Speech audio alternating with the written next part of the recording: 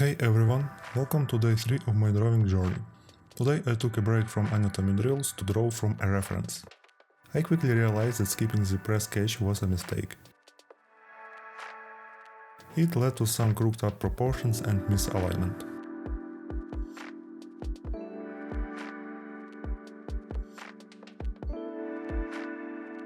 I also learned that I need to vary my brush size more, as I stayed on one size for too long. Fixing these imperfections takes a lot of time, but it's all part of the learning.